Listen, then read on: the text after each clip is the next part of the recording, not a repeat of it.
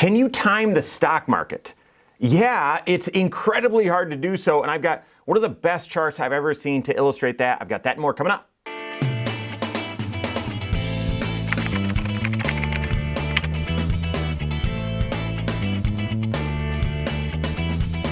My name is Mike Bernard. I'm the host of the Wise Money Show. I'm also one of the certified financial planners right here at Korhorn Financial Group. Make sure you hit that subscribe button, turn on notifications, and smash that thumbs up button. I have been a financial advisor for 20 years. I've been an investor for 25 years. And I've, during that amount of time, I've seen, you can't say seen everything, but I've seen just about everything. I was an investor kind of leading up to the tech bubble and thought that's just how things worked, and then started my career during the tech bubble when everything was in meltdown. Then, of course, experienced the great financial crisis and the malaise after, the issues with Europe and Greece and all of that. Then, of course, saw COVID and experienced the boom after, and then 2022, and now here we are. So I've seen and had all the emotions. I've worked with clients that have seen and had all those emotions, and yet still there's just, rampant during those obviously challenging times, but really at all times is this question of, well, listen, is there a way that when times really get tough and the market is in a meltdown or a free fall, can I just get over to the sidelines and just be safe and secure and then get back in when things are better? Did lots of videos on that last year because it was just sort of grinding down the stock market all through really 2022 from January until the middle of October. It was just sort of this constant, downward spiral. So is it possible to say, you know what, this has just gotten, it's gotten bad enough. I'm going to go sit on the sidelines, wait for this to blow over, and then get back in. Well, guys, in that 20-some year career, I have, obviously worked with lots of clients. We have worked with lots of clients through that very thing and that very question. And for the just multitude of folks that have just capitulated and said, yeah, I need to. I need to shift and go on the sidelines. I have never seen that end up being a profitable result for them, where they've gotten out, they've moved to the sidelines and then been able to buy back in lower. And I'm gonna explain why in just a minute, but one of the data points, one of the charts that I've seen very frequently is, well, if you try to do that and just remove yourself from the situation, what if you happen to throw the baby out with the bathwater? What if you missed some really good days in the stock market in your attempt to be on the sidelines? How could that damage you? Well, I've seen those charts before. I saw one updated recently, and it's extremely helpful. So take a look at this chart. It goes back to January of 2003, so near the beginning of my career, until the end of December, to the end of 2022. $10,000 invested, and this is sort of cheating because that's almost at the bottom of the tech bubble. So January of 2003 until the end of 2022, $10,000. If you would have just invested just in the S&P 500, so you're not diversified, and you went through all the ups and downs and didn't blink during COVID and didn't blink during the financial crisis, then that $10,000 would grow to just about 65 grand. Wow, that's pretty fantastic return over 20 years. That's the power of compound interest. If you would have missed the 10 best days that took place in bear markets, I'm going to get to that in just a second. Just 10 days. You would have missed the best 10 days because you would have said at one point, I gotta stop. I gotta get out of this. And in doing so, happened to miss the 10 best days during those bear markets. Instead of that 10 grand growing to 65 grand, it would have been just less than 30 grand, less than half. If your timing was worse still and you missed the 20 best days, that 10 grand would have grown to 17,000, just under 18. If you missed the best 30 days, it would have only gained $1,000, $1,700, and so on.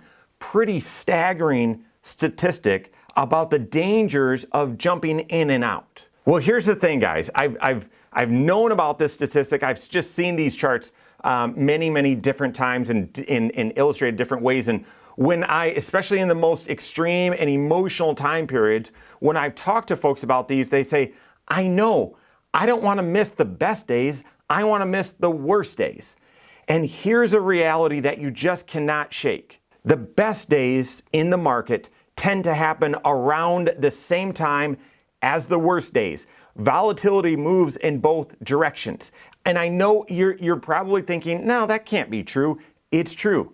The best days in the market happen right around the worst days in the market. And it's not, well, they happen right after the worst days. No, they happen in the midst of the worst days. And if you don't remember, back in the Great Financial Crisis, that's the best illustration I can point to, other than the Great Depression. I wasn't alive during that point, but you would have some days that were down 8% in the market, and the very next day it was up 7. The day after that it was down 5. The next day it's up 7. It was the most extreme environment.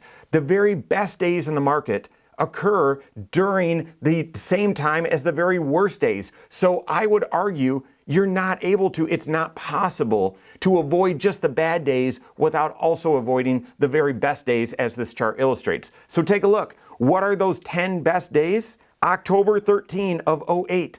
Guys, that wasn't near the beginning. It wasn't near the end. It was sort of at, within the first month of the Great Financial Crisis. That was like, you wouldn't even have time to prepare. What's the second? October 28 of 08. That's the second best day during these 20 years. Guys, that was, again, right in the middle. March 24 of 2020, okay, that was right about the end. So if you had picked the exact bottom of the COVID crisis, then you would have been able to time that perfectly. Could you have done that? No. March 13, that was in the middle of the COVID meltdown. March 23 of 09, that was right after the bottom. I'll get to that in just a second. May 6 of 2020. April 6 of 2020.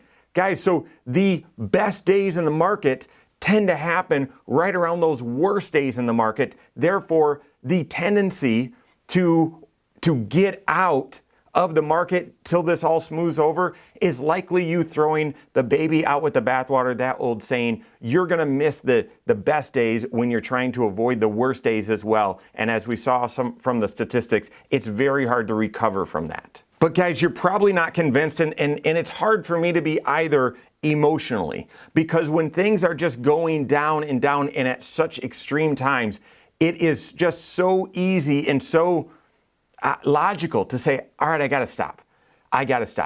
And here's the reason why, throughout my 20-year career, that I've never seen someone that finally says, yeah, I got to stop. Or I've never seen that be a profitable thing for them, is if you happen to move dollars to the sidelines and the market does go lower, you're not going to get back in when it's lower, because that is you jumping in, getting back aggressive when things are even worse than when you got out. So the same emotions that urge you, that push you to say, nah, I got to stop the bleeding, I got to get out, are those exact same emotions that prevent you from getting in at a lower point, because it continues to be so extreme at the bottom. It continues to be so extreme during when the market's at its weakest point, when it's at its most vulnerable point. Those are the exact times you should be investing, and those are the times that emotionally you just don't want to. Thankfully, in the comprehensive financial planning process and the long-term investing approach that we do, rarely do people feel these emotions and succumb to them. But if you are feeling or have felt in the past, now when things get really awful, I've got to be able to adapt and be able to pivot.